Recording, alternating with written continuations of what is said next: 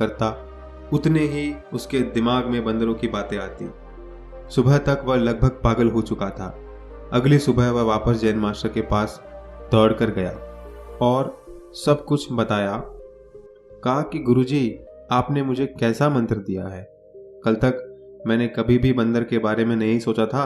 अब मेरा दिमाग पूरी तरह बंदरों के विचार से भरा हुआ है और बंदर मुझे एक सेकंड भी छोड़ नहीं रहे हैं।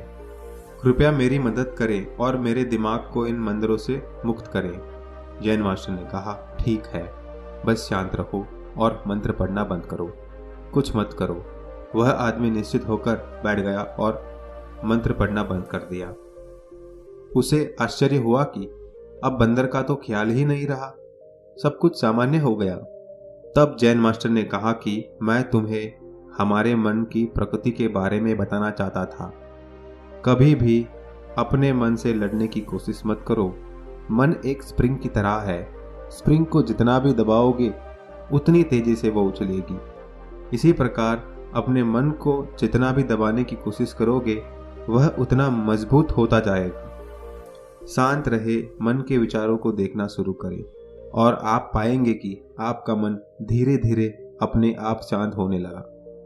मन को देखने के लिए आपको ध्यान करने की आवश्यकता है।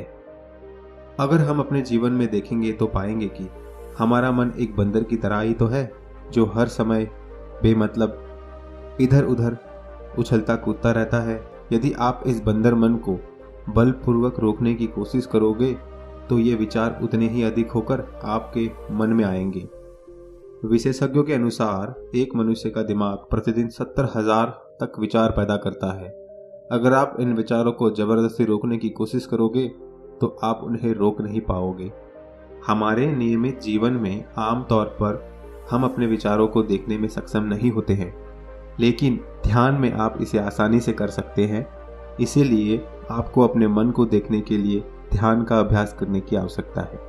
कुछ लोगों का अनुभव होता है कि जब वे ध्यान करना शुरू करते हैं तो उनके दिमाग में अधिक विचार आने लगते हैं, लेकिन इसके पीछे का कारण यह है कि जब हम ध्यान करना शुरू करते हैं तो हमारे दिमाग में पिछले पुराने संस्कार ऐसे ही निकलने लगते हैं। जैसे अगर आप अपने घर की सफाई करते हो तो सारा कचरा बाहर निकल जाता है।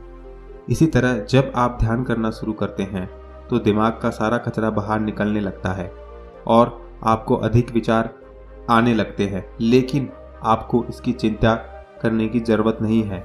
बस अपने विचारों को साक्षी होकर देखना है।